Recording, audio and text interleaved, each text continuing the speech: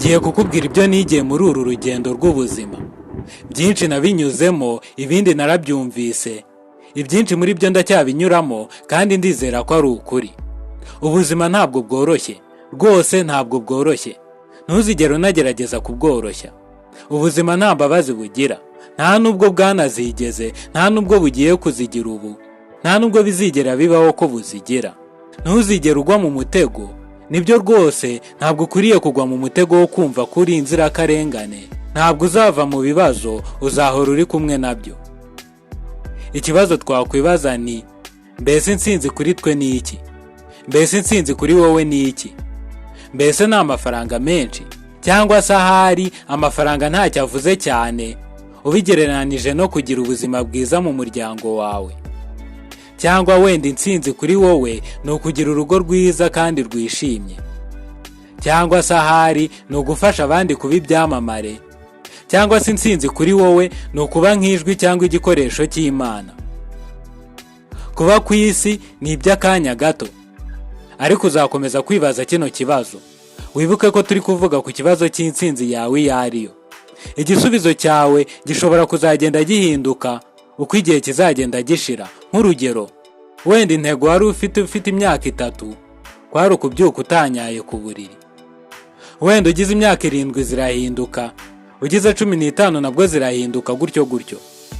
Igisubizo cyawe ku bijyanye n'icyo wita intsinzi cyangwa intego zawe gishobora kugenda gihinduka uko imyaka izagenda ishira. Ibyo nta kibazo, ariko ikorere kino kintu kubw'inyungu zawe. Uko igisubizo cyawe cyaba kimeze kose, ntuzahitemo amahitamo yo kwikururira ibyago. Ibande cyane ku wo uriwe n'uwo ushaka kuba we. Ntugatakaze igihe cyawe ku bibasha kwangiza umwimerere w'imico myiza yawe. Gira umutima ukomeye, ufate umusozi, ariko mbere y'ibyo byose banza usubize kino kibazo: mbese umusozi wanjye ni uwuhe? Icya mbere ni ukubanza tukamenya intsinzi yacu iyo ariyo, tukayishyira mu bikorwa buri munsi kandi tukayigumana. Ibintu by'ingenzi kuri wowe ukomeze gutuma bigira ishusho nziza ibihe byose. Ahantu utari ntabwo ari ingenzi cyane kurusha ahantu uri, ndetse ahantu turi niho h'ingenzi cyane kurusha aho turi kureba. Intambwe ya mbere yerekeza ku bituranga ntabwo ari inzu wundi we.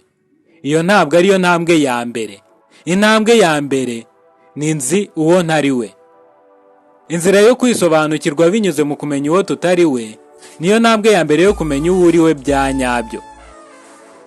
Kumenya cya kigare ujya ugenderamo ntabwo ari byo bizakuzanira igisobanuro cyawe mu buryo bwuzuye, kabone n'ubwo uzi neza ko ari ba bantu bakunda kuryoshya.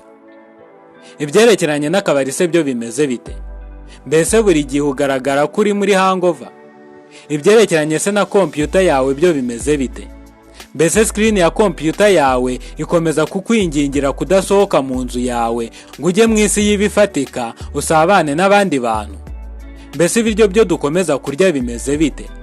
Biriya bituryohera nibyo bidushyira hasi, bikomeza kuturyohera, ariko mu byumweru bike bigatangira kongera ibiro byacu. Abo bantu, aho hantu, n'ibyo bintu, rekera aho kubiha umwanya wawe no kubitakazaho imbaraga zawe. Wowe gusa reka kujyayo. Icyo mvuga, bireke. Nubishyira hasi, nuhagarika kujyayo, nurekera aho kubiha umwanya, uzisanga umara umwanya ahantu h'ingenzi ku buzima bwawe. Ibyo bizakuzanira ibyishimo kubera ko uzisanga wararetse ba bandi, bya bindi na hahandi hakubuzaga kuba uwo uriwe. Kumenya abo turi bo ni ibintu bigoye. Banza uhanagura uwo utari we, uzisanga aho ukeneye kuba uri. Reka twirememo umusaruro uzatuma umuriro wacu ukomeza kwaka. Kingura igihe cyawe cy'ahazaza. Ntabwo buri gihe dukora uko dushoboye, ariko dushobora kugerageza uko dushoboye kose buri gihe cyose. Turi abashushanyi b'igishushanyo mbonera cy'ubuzima bwacu. Mu gihe turi gukora igishushanyo mbonera cy'ubuzima bwacu, reka twige imico myiza, tuyitoze, duharure inzira itugeza ku ntsinzi yacu, ku munezero wacu, ku bupfura bwacu, ku buribwe bwacu, ku bitwenge byacu, ku nyungu zacu zavuye mu marira yacu. Reka tubyakire kandi dutange amashimwe ku bw'ibyo byabaye. Iyo ukoze gutyo uzi ikibaho, nuko turushaho kumera neza. Dufite amahitamo menshi imbere yacu. Uhitemo neza. Hitamo kuko urabishaka. Wenda ugiye gukora amakosa ariko uzayungukiramo cyangwa uzayahomberamo cyangwa uzayakomerekeramo, ariko ukwiriye gukomeza kujya mbere. Ikimwaro no kwicuza byica abantu benshi imburagihe. Biveho. Uhindure paje.